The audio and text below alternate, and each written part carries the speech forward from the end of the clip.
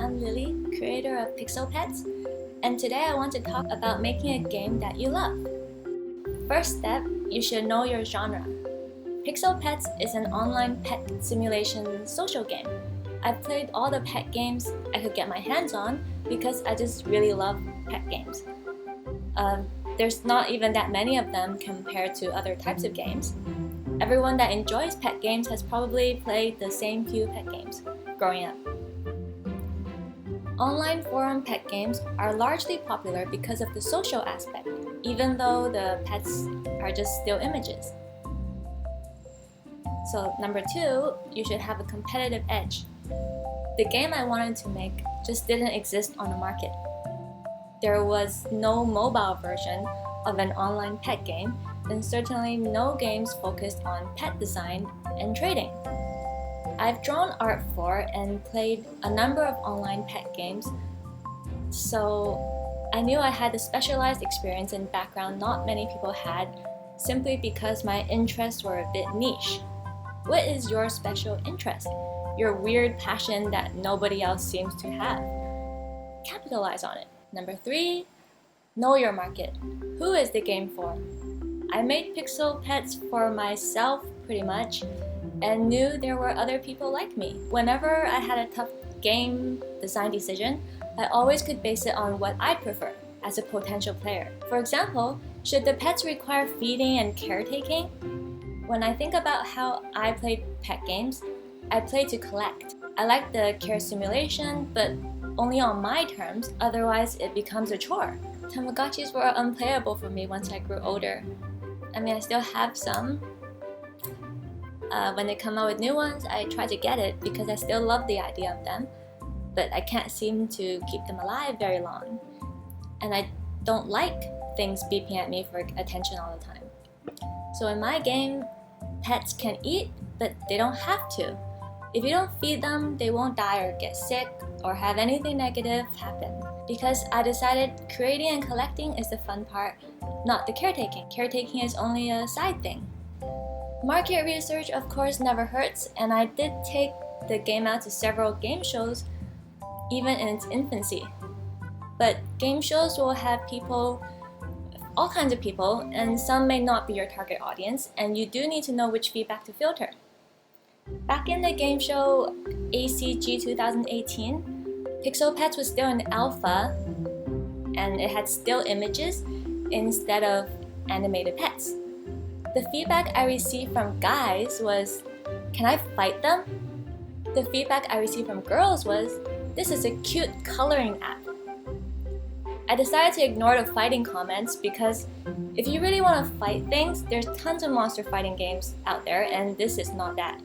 However, the coloring comment made me wake up, since I'm not trying to make a coloring app.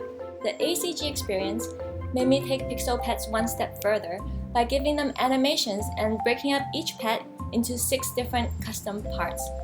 This finally made the leap into a pet design game. At future game shows, nobody ever thought it was a coloring game again. Step 4 is to keep it simple. So it's your game, your chance to cram whatever you want in it, but at least for the very first few versions, keep it as simple as you possibly can while still getting across the core experience.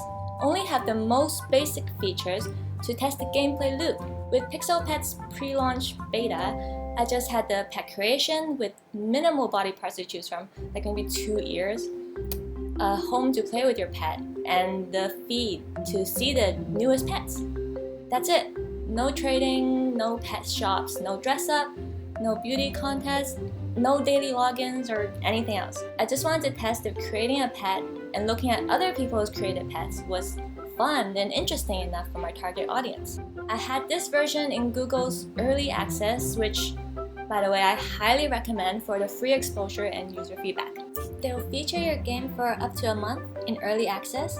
In that month, I got over 10,000 players for free without doing any ads, which was enough to kickstart the community. I also got insight into how well the server supported more than like a few players, which was very useful for fixing problems. Step 5, once you've got your game out there, you should keep connected to your players. Start up a group for them or keep an email line open. Players often give unhelpful suggestions such as, "Give me infinite money," but oftentimes there will be some kernel of truth behind their suggestion. For example, maybe it's too hard to earn currency. In that case, instead of just giving them more currency, I would add more ways to actively earn currency, such as adding minigames. From the start, I had a button to contact me through email inside the game, which one of the players did, and helped me set up a Discord for Pixel Petz before I even knew what Discord was. I'm very thankful to her because now I hang out there all the time and get instant bug reports and feedback directly from players about new features. I also recruit new moderators and artists through this Discord community, and most of the in-game content, such as new ears, new tails, new furniture, is created by them. Even the official Facebook, Instagram, and Twitter pages are all run by passionate players who volunteered through Discord, which frees me up to focus on game development. The players are super creative. Here's some of their work: creating characters from Disney movies, video games, anime, or just their own original characters. So without your players, you're nothing. So make sure you listen to them and keep listening to them, but also know how to listen and filter feedback critically. Obviously, don't just do what they say. Step 6, play your game.